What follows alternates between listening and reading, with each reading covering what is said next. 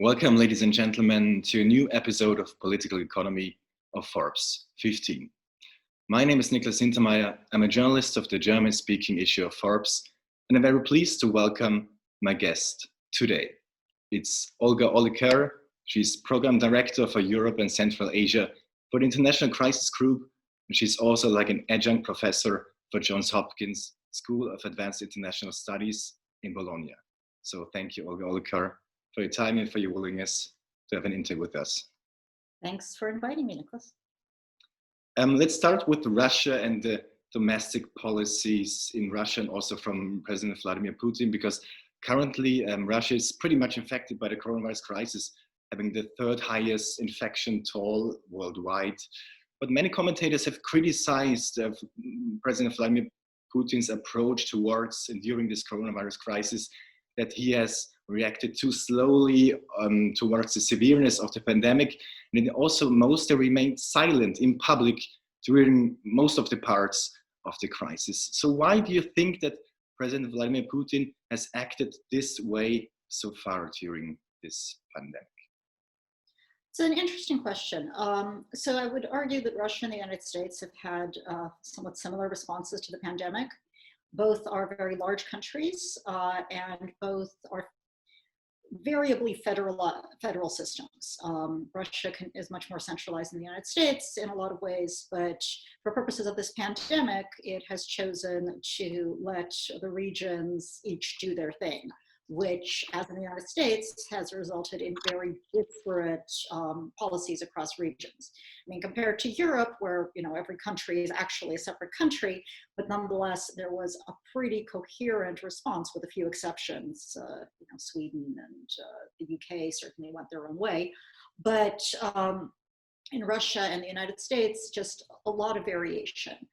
I don't think Vladimir Putin was particularly interested in taking this on as his own project. It's not the sort of thing that he feels comfortable doing, I expect.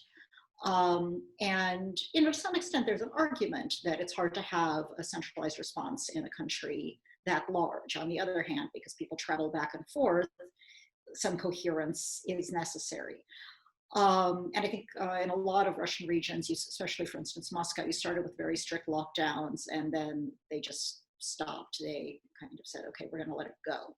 Russia also hasn't done very much for an economic stimulus with COVID, which is, it's a choice, right? But what it reflects is we'll just see what happens, right? We have limited capacity, so we're just going to do our best and let the cards fall where they may, which arguably means a lot of people get sick and a good number of them die.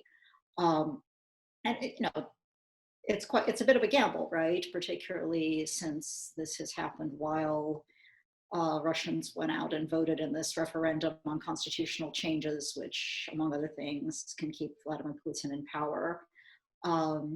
But they did. They went out, and there's certainly questions about the vote, but it looks like most Russians who voted probably did vote in favor of these changes, which were already law before they voted, so it would have been awkward otherwise. So it's an interesting choice, but it's also easy to point to countries that have done well and say they knew what they were doing, and countries that have done poorly and say they didn't. But everybody was winging it to some extent. So Russia could certainly have done better, but they're not alone in doing badly. You think, will there any long-lasting impact, so to say, on this possible lack of leadership of President Vladimir Putin? Because if we look, for example, at some figures, this trust ratings declined to 25% in May, and also his approval ratings have reached a very historical low with 59%. But on the other hand, you already mentioned this constitutional reform votes with 75% in favor. So what do you think could be long-lasting, or will there be any long-lasting impacts on this leadership approach of President Vladimir Putin? I think it's important when you look at approval ratings and trust ratings to also ask if there's any competition. And I think the relationship of a lot of Russians to Vladimir Putin, it's not that they think he's perfect, it's that they don't see an alternative. And, kind of the idea that anybody else would be worse, I think is a very, very strong narrative in Russia.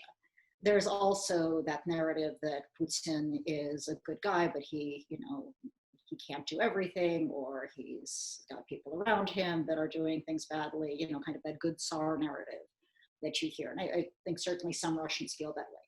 But I think for a lot of Russians, they may be frustrated with Putin, they may not like him, but they don't look around and see anybody else. So it's not as though somebody else has higher approval ratings. Does this hurt him long term if it goes very badly? Sure, it does. But somebody would have to make the decision to develop an alternative. And Russia's opposition has not done a very good job of pulling something together over the last, honestly, since the collapse of the Soviet Union, right? It's the Russian opposition had its heyday in the 90s. There was a very contested political system, but since 99, since Putin has been in power, the opposition has grown weaker and weaker. And some of that is because of what the Kremlin has done, and some of that is because of the opposition itself and infighting and lack of capacity to identify people that they can really put forward. So that means the frustration doesn't have much of anywhere to go. It's an interesting tension in Russia that on the one hand, Putin and his inner circle are very concerned about the threat of unrest, but on the other hand, whether or not people like them doesn't really affect their ability to stay in power. And they vacillate between worrying a lot and not worrying that much. And at least in terms of COVID, they seem not to be worrying that much. If they start getting actual protests and unrest, my guess is they'll get very nervous. Then they'll crack down, and we'll see where that goes. Thus far, though, it's remained in this very uncomfortable equilibrium. So, because you already mentioned, protests, for example, in 2011, there were countrywide protests, and also approval rates declined, I think also throughout 2013, but then came this Crimea annexion. I think this trend, so to say, was kindly reversed because of a feeling maybe of nationalist or patriotic feeling. So to put it very simple, you don't see a necessity for Putin or his inner circle to change anything during this pandemic or after the pandemic to be really stable in office, so to say. Look, I think if he faces protests, he is likely to crack down on the protesters. Do I expect foreign adventurism? I really don't. I don't think Crimea and the war in Ukraine were, from Russia's perspective, really driven by domestic politics. The domestic effects were a happy coincidence for them. I don't think that was the initial intention. The initial intention really was about Ukraine, and it was about domestic Russian politics in the sense that they were concerned of things like that happening in Russia, but not in the context of we're going to boost public opinion if we annex this peninsula. I don't think that occurred to people until they'd annexed the peninsula, and then they found that it was a resounding popular success. The Syria war has not, driven huge boosts in popular opinion. And Russia's economy is hurting from the oil prices, from COVID. Even without trying to do a real stimulus package, they are already in a period of economic stagnation, and that's going to be difficult. Now, Russia's always been perfectly willing to spend on the military first, but even there are limits to what you can do. And I think small scale things, right? Libya, Syria, Russia is, unlike some other countries, it doesn't tend to go in big when it goes in abroad. It goes in small and leaves itself room to escalate. But it doesn't do that for domestic reasons. It does that in response to its foreign policy goals, in my view. We'll talk about the foreign policy issues a little bit later, but let's continue with talking about Ukraine, because the relationship between the European Union and Russia, since the annexion of the Crimea and the fights in eastern Ukraine, they're very unstable, I would say, politically, and also complex, because, for example, if you look at the economic sanctions, they have just been extended by another 6 months from the European Union towards Russia. So that's, so to say, one part of the story, this political dimension.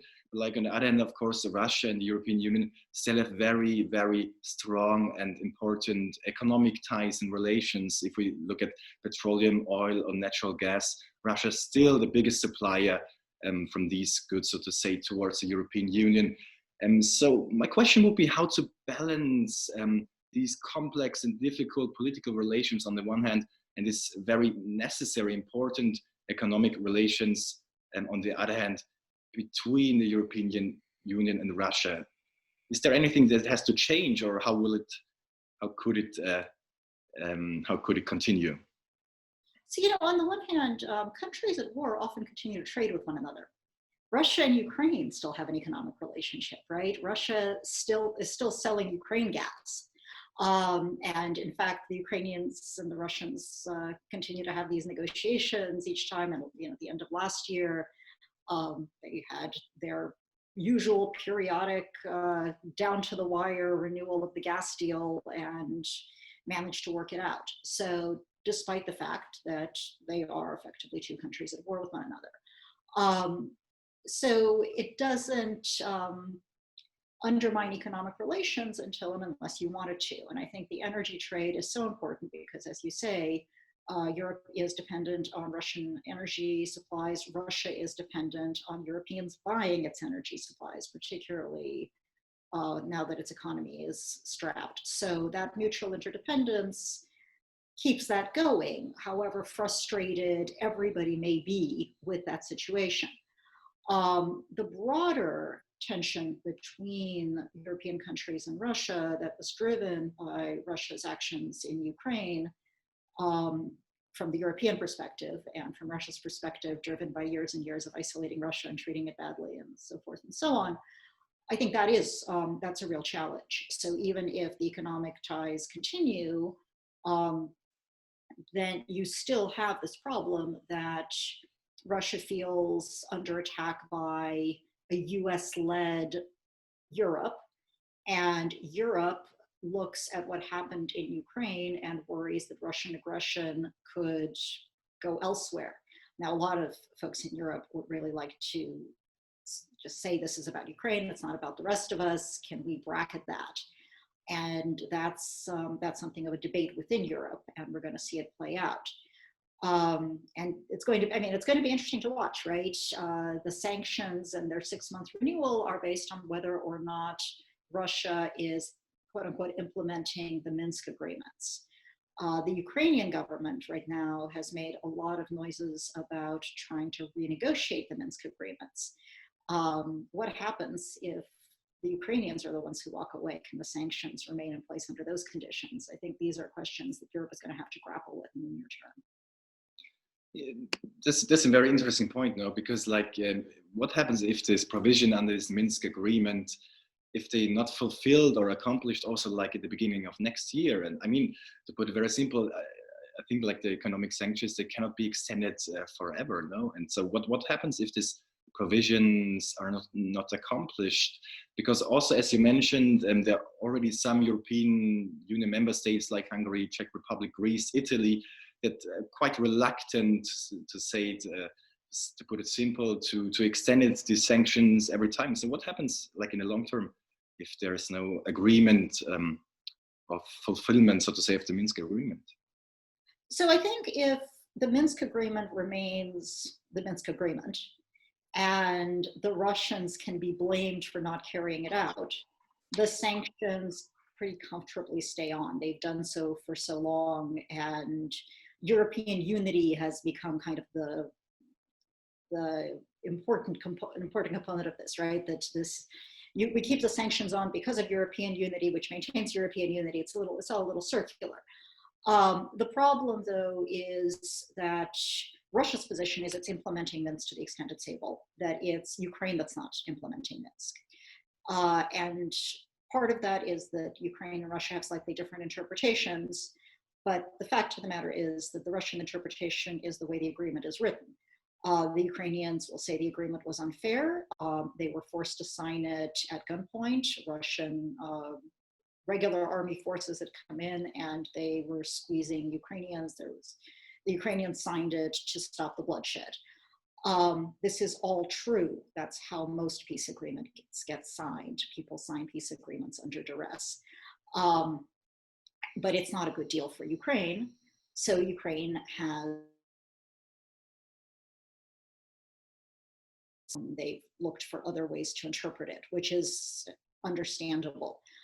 The European Union, the United States have used Minsk and the fact that there's no progress on it as a way to, something to link the sanctions to, right?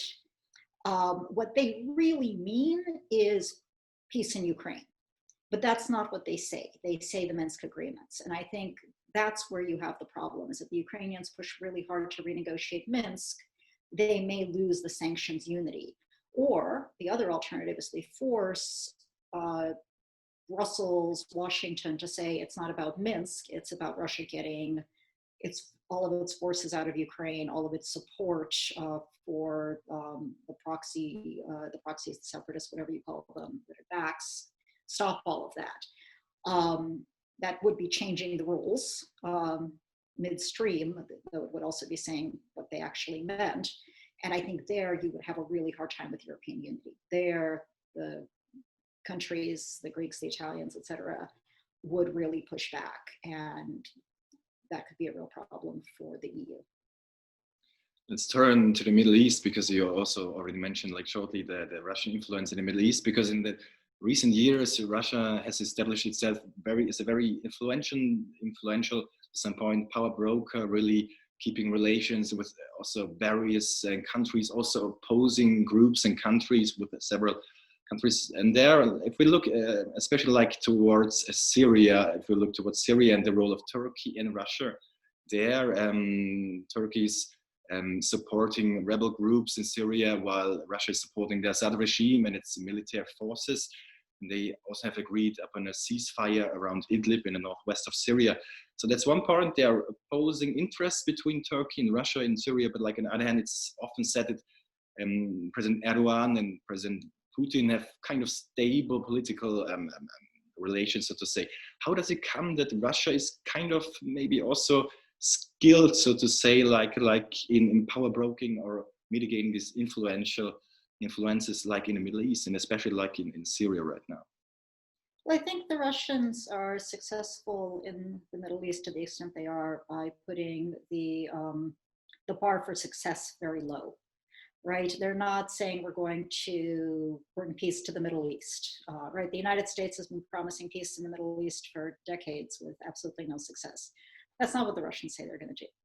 The Russians say we'd like to keep Assad in power. We don't want him overthrown by strange hodgepodge of varied and sundry groups with no plan for what to do next, which is a reasonably valid position. Although, you know, it means you're backing somebody who has been killing his people for a very long time. But what the Russians do is they understand that they don't agree with the Turks on Syria. They agree with the Turks on other things.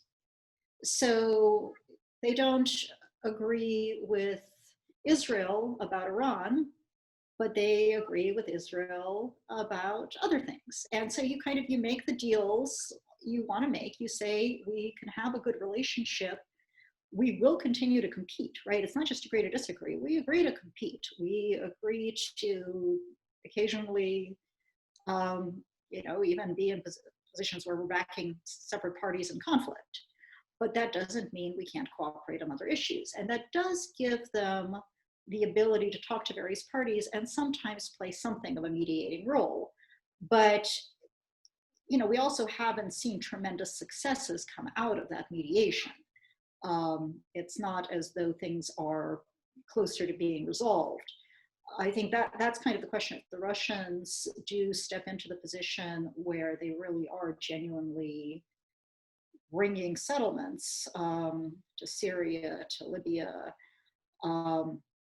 that will be interesting. For now, they're staking out the position where they're important. They're at all of the tables. They are a broker, and they have decent relations with everybody because they don't force other countries to take sides, and they very rarely take sides. They've taken, they're on Assad's side, but beyond that, it's very limited, and it's very careful. And I think that's been working for them. But again, their goal is different, right? They just want to be at the table, and they want to be in a position to influence, and they want to be in a position to advance Russian interests, whether economic or political, when those arise.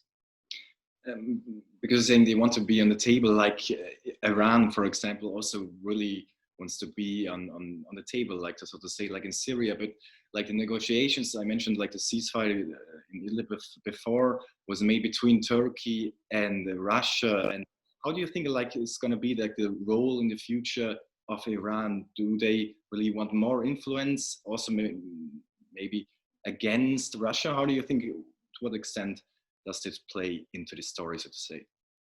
So I think a lot of the countries in the Middle East are friendly with Russia in part to balance Iran, but Russia is also friendly with Iran, and Russia has no particular interest in weakening Iran all that much. Russia has a fine relationship with Iran. So that could create tension in the long term, but in the near term, it seems to work well enough for everybody. Russia, I don't think, wants to squeeze Iran out of Syria. I don't think Russia thinks it's practical or likely to squeeze Iran out of Syria or out of Iraq. They think they're going to be around. They just also want to be around. And I think they do think of themselves as the senior partner in this relationship.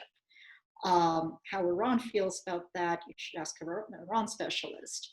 But again, it's a relationship that isn't always perfect, but that seems to serve both parties' interests.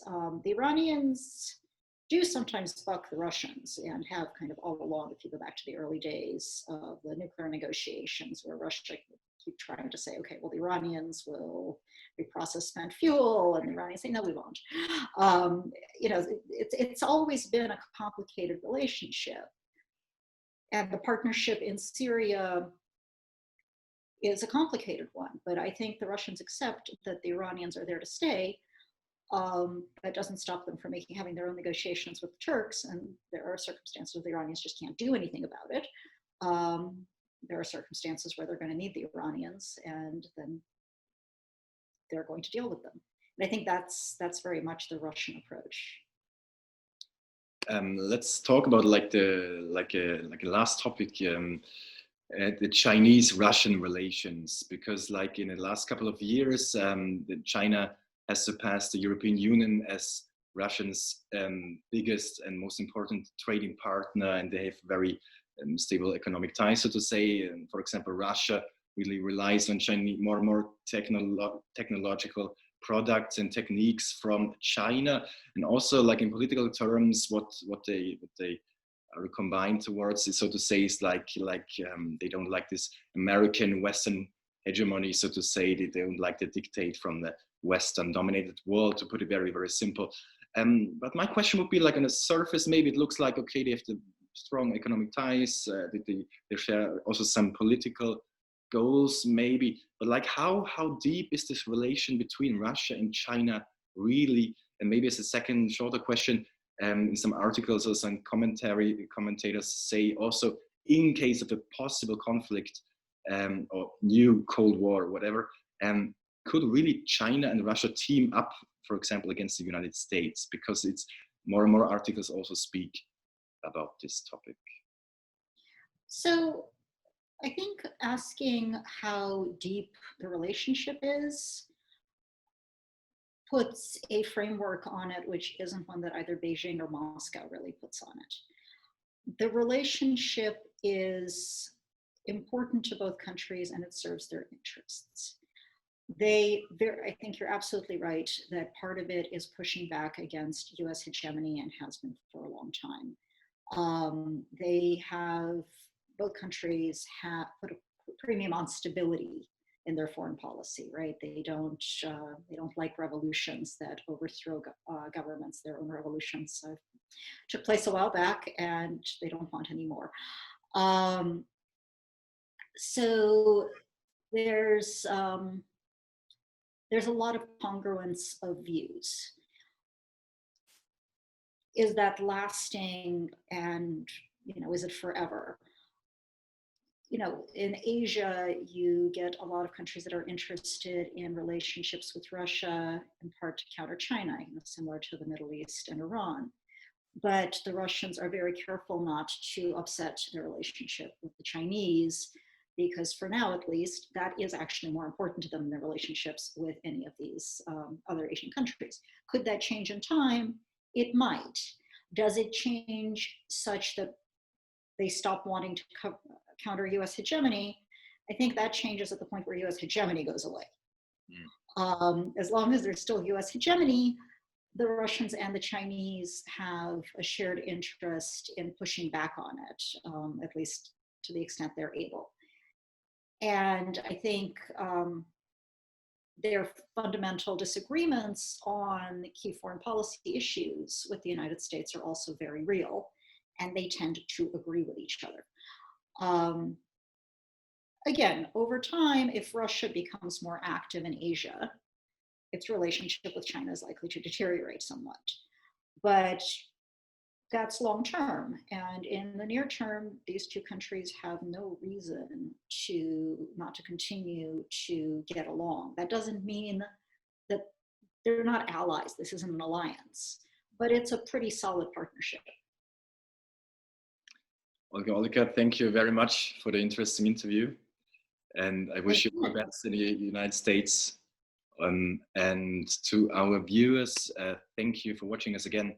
And please tune in also next Wednesday for Political Economy with a very interesting guest as well. Michael Lee will be there, and we'll talk mainly about the European Union currently.